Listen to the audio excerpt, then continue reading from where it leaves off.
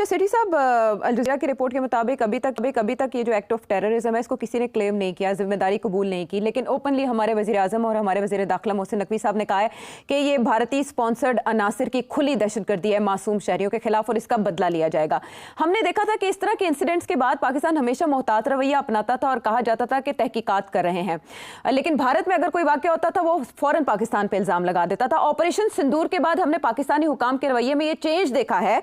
Specially DGISPR भी interviews देते हैं तो वो खुलेआम ये कहते हैं कि ये भारतीय कार्रवाइयां हैं जो पाकिस्तान को गैर मुस्तहकम करना चाहती हैं। फिर SCO के इजलास में भी हमने पाकिस्तान की कामयाबी देखी, पाकिस्तान का मौक़िफ़ माना गया। तो कॉलिंग आउट इंडिया नाउ जैसे अब किया जा रहा है, क्या इससे फर्क पड़ेगा इन कार्रवाइयों पर? देखिए, ये बड़ा अच्छा है कि they are calling out India openly, इससे हाँ टोटली सपोर्टिव। मगर ये बयान देना कि हम बदला लेंगे, इसका जरा सोचना चाहिए कि आपने ये बयान क्या दिया है, या आपने अपनी आवाम के लिए दिया है ना, या आपने इंडिया के लिए दिया है। आपको पता है ना कि आर्मी चीफ का एक बयान आया था, इसी किस्म का था कि आप देख लेंगे इनको, जब पिछली दफा जो अटैक हुई थी हमारी ट्रेन से, याद है आप? जी, कश्मीर पाकिस्तान की शहरग है, हम भूल नहीं सकते जी। और उन्होंने कहा था कि ये मुसलमान हिंदू अलग हैं, जी जी, नजरियाती तकसीम की बात की थी। इंडिया ने इसको बहुत एक्सप्लॉइट किया है।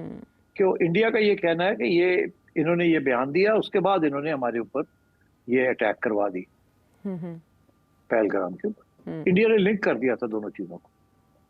अब अगर आप ये बात कहते हैं कि जी हम बदला लेंगे और फिर वहां कुछ अटैक हो जाती है, तो इस दफा और भी ज्यादा इंडिया कहेगा ये आप तो कहते थे बदला लिया, आप देखें आपने फिर बंदे मार दी।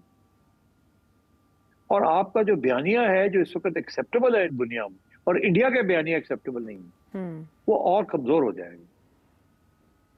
तो अगर आपने बदले भी लेने हैं तो कहना नहीं चाहिए कि आप बदला लेंगे।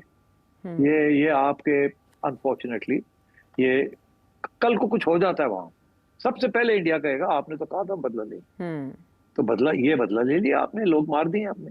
या इंडिया फॉल्स फ्लैग ऑपरेशन करके अपने बंदे मार के कहेगा आपने किया, आपने कहा था आप करेंगे।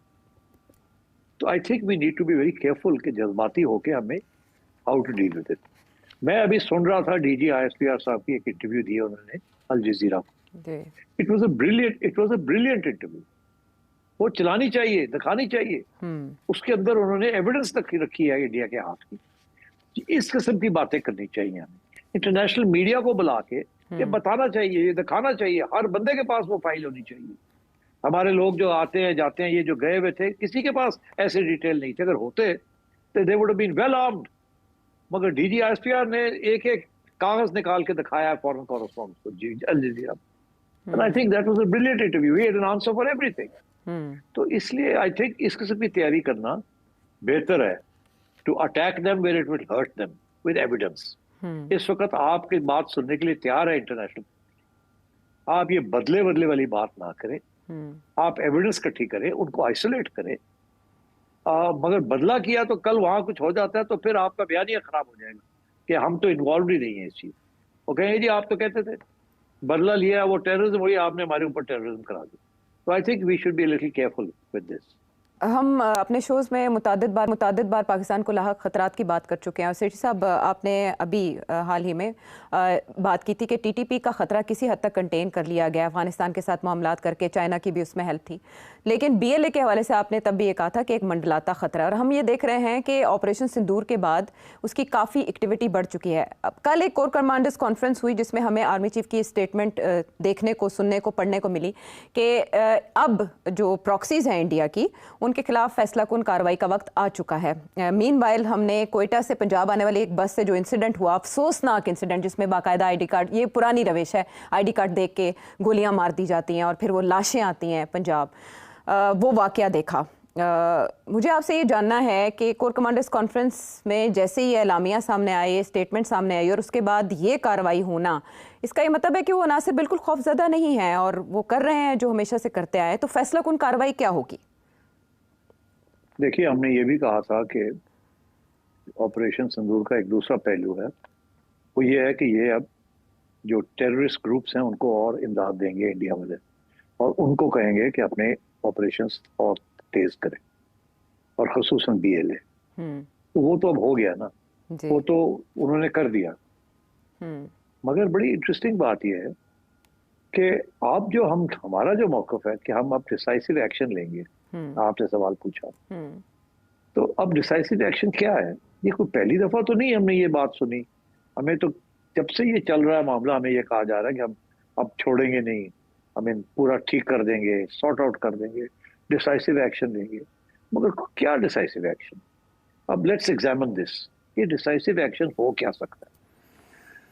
डिसाइसिव एक्शन, आप इतना बड़ा इलाका है बलूचिस्तान का, आप वहाँ आपकी सारी फौज जो है कंटोनमेंट्स के अंदर 30, 40, 50 हज़ार होगी, उसके साथ तो आप कंट्रोल नहीं, डिसाइसिव एक्शन नहीं ले सकते। तो इतना बड़े इलाके के लिए आपको तो 500,000 आर्मी चाहिए, सारे इलाके में छा जाए और सारा बॉर्डर सील कर, तो पॉसिबल नहीं है because of the threat from India. ठीक है ना? तो आप मिलिट्री एक्शन तो बलूचिस्तान में नहीं कर सकते, वो तो बड़ा मुश्किल है। वो अगर आपको इंटेलिजेंस हो कि इन्फिल्ट्रेशन हुई है तो फिर आप थोड़ा बहुत कोई एक्शन कर सकते हैं, but that's not good enough. इतना लंबा बॉर्डर है all the way to Iran, so it's impossible कि आप बलूचिस्तान के अंदर डिसाइसिव एक्शन ऐसा लें जिसके साथ बीएलए की बैक तोड़ दें, आप कमर तोड़ दें, उसको वाइप आउट कर दें, डिग्रेड कर दें। तो फिर क्या रह गया? और जब आप ये कोशिश भी करेंगे कि बलूचिस्तान के अंदर आप कोई एक्शन लें, ये एक unfortunate unforeseen consequence of war होती है, अनइंटेंडेड कॉन्सिक्वेंस। हर जगह पे जहां जंग हो रही हो तो इनोसेंट लोग मारे जाते हैं और वहां से ह्यूमन राइट्स की इश्यूज शुरू हो जाएंगे, इंटरनेशनल कम्युनिटी इन्वॉल्व हो जाएगी। तो बलूचिस्तान के अंदर आप डिसाइसिव एक्शन क्या ले सकते हैं इससे अलावा के जो आप कर रहे हैं? आप उनको नहीं रोक सकते। तो अब तो वो आ कहां से रहे हैं और आके कहां से घुस बैठी है? तो they coming from across the border. जब उनके पास यहाँ प्रेशर पड़ता है तो वो वापस चले जाते हैं बॉर्डर क्रॉस करके, whether on the Iranian side और on the Afghan side. So इसका ये मतलब है कि decisive action will have to be taken at the root, जहाँ जड़ है, यहाँ से ये आते हैं चले जाते हैं, वहां आपको कुछ ना कुछ करना पड़ेगा। मिलिट्री एक्शन की मैं बात कर रहा हूँ, मैं अभी पॉलिटिकल बात नहीं कर रहा हूँ। तो मिलिट्री एक्शन वहां कैसे करेंगे आप विदाउट ब्रेकिंग इंटरनेशनल बॉर्डर? जैसे ही आप इंटरनेशनल बॉर्डर क्रॉस करके एक्शन लेने जाते हैं, एक तो बड़ा लिमिटेड है, विदाउट बूट्स ऑन ग्राउंड बड़ा मुश्किल हो जाता है। अब आपने देख लिया इजराइल ने कि क्या कुछ कर दिया, मगर अभी भी मामला हल तो नहीं हुआ ना पैलेस्टाइन का। बंदे मार दिए ना, 60,000 लोग मार दिए just in one place, 5 lakh को डिस्प्लेस कर दिए। तो ये military action itself is not going to resolve this. वो डिग्रेड कर सकता है मगर विदाउट बूट्स ऑन ग्राउंड बड़ा मुश्किल हो जाता है। पहली बात, बूट्स ऑन ग्राउंड के लिए बड़ी मुश्किल आता है, आपकी 2 गवर्नमेंट्स हैं उस तरफ, they will never allow it. अच्छा, अब आइए आप, तो इसका फिर डिसाइसिव एक्शन क्या हुआ? जी, मैं ये समझता हूं कि decisive action has to be कि you have to have an excellent relationship with the TTA. Taliban की हुकूमत के साथ आपके रिलेशनशिप ऐसी बन जाए जिसके साथ वो आप पे एतमाद करें, आप उन पे एतमाद करें as partners in the development of Central Asia and China Pakistan Afghan relations. आप उस ग्रुप के अंदर you bring the Taliban on your side, और उनको जब अपनी साइड पे लाएंगे then they will cooperate with you to throw these groups out. अभी उनके इंटरेस्ट में नहीं है कि इनको अफगानिस्तान से निकाला जाए, वो लेवरेजिंग कर रहे हैं आप। जब वो आपके साथ लेवरेजिंग की उनको जरूरत नहीं पड़ेगी and you become a party to the development that takes place in that whole region, vested interest दोनों साइड पे बन जाएंगे, इकोनॉमिक वेस्टेड इंटरेस्ट, तो then the Taliban will agree to cooperate with you vis a vis BLA and maybe even TTA.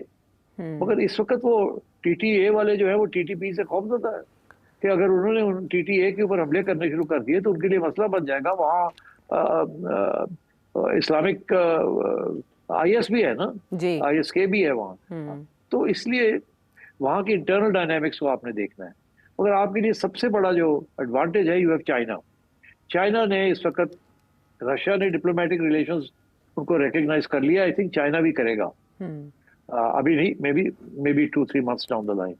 मगर China is making very big progress in Afghanistan and in Central Asia, क्योंकि उसे एहसास हो गया कि पाकिस्तान का सिपेक रूट जो है इसको इंडिया तंग कर रहा है और इंडिया गड़बड़ करेगा। सूनर और लेटर चाइना जो है वो आपके साथ खड़ा होगा अगेंस्ट टीटीए, उनको कहेगा कि ये टीटीपी वाले इनको रोको, इनको एलिमिनेट करो, या इनको न्यूट्रलाइज करो, या इनको फारग करो। बिकॉज ये सारा जो एजेंडा बन रहा है चाइना का along with the Afghan government, वो सारा खतरे में है। एज वी जो हमारे लिए भी यही मसला है। तो अब अभी लेटेस्ट खबर आई है कि जो बहराम का जो एयरबेस था, जो कि काफी पुराना एयरबेस है, रूस के पुराने जमाने का एयरबेस है, जिसके जो कि फिर बहुत अमेरिका ने आके उसको बहुत इनलाज किया।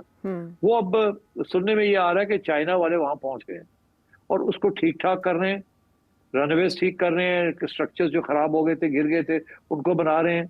And China is now going to be using the Bagram airbase, और तालिबान ने उनको इजाजत दे दी है। ये बहुत बड़ी डेवलपमेंट है, ह्यूज। अच्छा, लेकिन डोनाल्ड ट्रंप तो इसको रिक्लेम करना चाहते थे। वो अपनी स्टेटमेंट्स में कह चुके हैं कि हमें बागराम एयरबेस चाहिए। छोड़े ना, भूल गए डोनाल्ड ट्रंप, कहने से क्या होता है। चाइना पहुंच गया है, सैटेलाइट्स दिखा रहे हैं कि एक्टिविटी हो रही है, चाइनीज आ गए हैं वहां, सारे तरतली पड़ी है, सबको एक ही हो गया है। अच्छा, अब ये तालिबान ने इजाजत दी है तो वो आ रहे हैं ना। इसका मतलब है तालिबान और China is making great progress. और क्योंकि Pakistan and China are in good spirits, brotherly nations, मैं ये समझता हूँ कि ये अब चाइना के जरिए आपने काबुल के अंदर पांव जमाने हैं, और अगर आप पांव जमा लेते हैं तो फिर you will be able to tackle both TTP and BLA. तो मेरा ख्याल है decisive action has to be political, कि you have to win over the TTA. ठीक, डिसाइसिव एक्शन मिलिट्री जो है वो आपको, जैसे यार इन्होंने कश्मीर के अंदर क्या किया, मिलिट्री के साथ तो नहीं ना हल कर सके बस। कहीं भी मिलिट्री के साथ, military is only one dimension of solution, मगर जो बेसिक सोल्यूशन होती है इस किस्म की वो पॉलिटिकल होती है। तो I think I want to see from the government of Pakistan कि जो विज़-वी अफगानिस्तान गवर्नमेंट क्या डिसाइसिव एक्शन वहां होगा। ये है कि जी 2 मिसाइल मार दिए उनके कैंप्स के ऊपर और फिर लड़ाई झगड़े कर लिए विद दी टीटीए। या तो टीटीए से इजाजत ले कि हमने ये करना है, हम बूट्स ऑन ग्राउंड नहीं करेंगे, हम मारेंगे, मिसाइल मारेंगे, ड्रोन्स मारेंगे उनके कैंप्स के ऊपर inside Afghanistan. What about Iran? अब ईरान के साथ तो आपके बड़े अच्छे तल्लुकात हो गए after the recent Israel Iran war. क्या उनसे इजाजत लेके can you go after these people in who are hiding on the Iranian side? तो ईरान के साथ क्या जॉइंट ऑपरेशंस आप कर सकते हैं? जब आप जॉइंट ऑपरेशन करेंगे तो 2 किस्म के हैं ना वहाँ वो बलोच है जो कि ईरान से आज़ादी लेना चाहते हैं, तो क्या आप जॉइंट ऑपरेशंस ईरान के साथ मिलकर अगेंस्ट बलोच ग्रुप्स के साथ करेंगे आप? और उनमें से एक ग्रुप जो है सपोर्टेड बाय इंटरनेशनल कम्युनिटी जो ईरान के खिलाफ है, उसको इजराइल भी पैसे दे रहा है, अमेरिका भी दे रहा है, वो जो ईरानियन बलोच ग्रुप है, सेसेशनिस्ट ग्रुप है। तो मतलब है ये इंटरनेशनल पॉलिटिक्स भी आ गई इसके अंदर। तो आई वांट टू नो कि पाकिस्तान कैसे इस मसले को हल करेगा, because military kinetic means military crackdown करना, वो तो कर रहे हैं यार आप कब से। आप 50 लाख तो फौज नहीं बलूचिस्तान में भेज सकते ना, तो क्या करेंगे आप? इसी किस्म की चीजें करेंगे जो आप अभी कर रहे हैं, और इससे ज्यादा आप क्या कर सकते हैं? तो इसलिए I think you need to work with the Afghan government. वो आप कर ले मसला हल, then you can deal with some of these issues. दूसरी तरफ ये एक डायमेंशन है, दूसरा डायमेंशन इसके पॉलिटिकल रेकन्सिलिएशन। अभी तक कोई मेजर एफर्ट नहीं किया गया, कोई इधर उधर की छोटी मोटी चीजें चलती रहती है। हमारी रियासत ये समझती है कि होंदे कौन ने है, हम क्यों इनसे बात करें, मगर बात यह है कि you need to talk to them, you need to win them over, you need to bring them back, you need to make them a part of your state. तो आपको अब इस्तेमाल करने पड़ेंगे हर किस्म के हरबे। इसके अलावा बड़ा मुश्किल है कि इनको आपको चलना, वेरी डिफिकल्ट। सो इट्स 3 चीजें, मिलिट्री ऑपरेशंस अपनी जगह पे, political negotiations, reaching out, emissaries, offering things, asylum, land, jobs वगैरह वगैरह वगैरह, and then third Afghanistan government के साथ तल्लुकात इम्प्रूव करने, ताकि आप वहाँ से प्रेशर डालें to push them out from there, यहाँ से प्रेशर डालें to pull them in into mainstream politics. That is what is needed.